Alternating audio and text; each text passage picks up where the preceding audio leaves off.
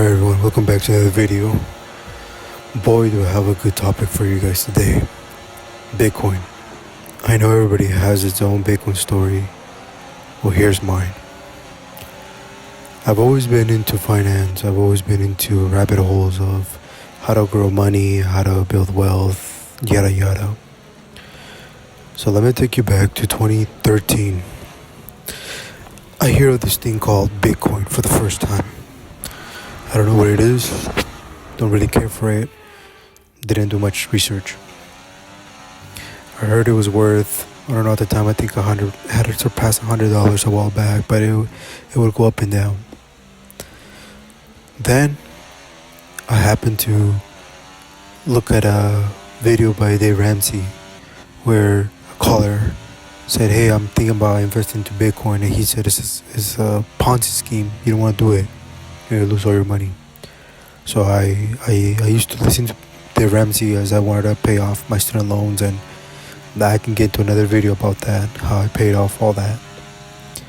Well, fast forward, I'm listening to Dave Ramsey. I'm taking advice, I guess you would say, through the videos and the mentorship.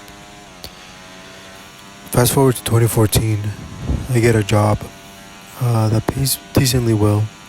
For the first time, I'm making a little bit more money extra, and I jump into the whole rabbit hole of Bitcoin. At the time, it was around $300. It had gone up from the previous time that I had saw it for the first time. And $100 to $300, that sounds like a 2x. I was like, damn, if I would have put $5, it would have gone to 10 or 15, whatever, right? So let me walk you through. It was 2014. I remember specifically where I was. I was at work. I work a late night shift, and I was just looking through my phone, and that's the first time that I took the time to say, let me understand what Bitcoin's all about. And I researched on YouTube, what is Bitcoin. I came across this video, and my mistake was that I didn't look at a video that had a person talking. It was a made-up video. Back then it wasn't common. I don't think it was. So that was number one. I was like, okay, why would this person that created the video want to show their face? Number two, the actual video was pretty weird in the sense of it talked about how it was an encrypted, financial system. The government couldn't track it, and how nobody knew where the money was going, where it came from, things like that. Now, at the time, I was trying to, move up in a very specific position within the government, and I knew that heavy background would be done to me and any of my neighbors and loved ones. So that was just definitely not a chance I was gonna risk.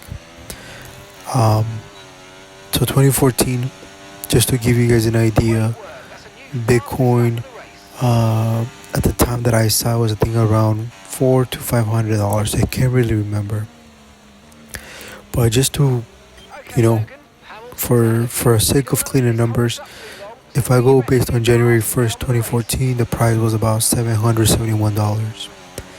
I remember telling my girlfriend at the time, like, hey, if I send you $1,000, can we figure out a way to invest into Bitcoin? She's like, she also asked me, is it legal? I'm like, I don't know. So, well, you don't want to risk.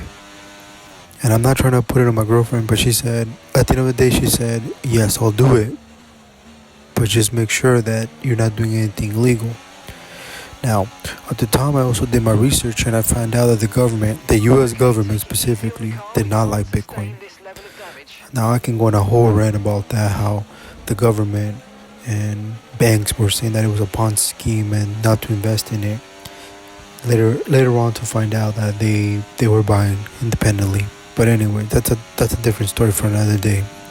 It's a whole different rant.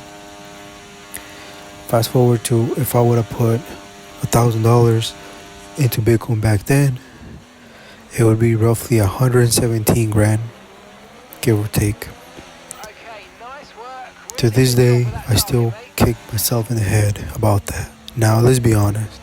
How many of us would really keep the money in there for the long run, right? Let me fast forward to 2016.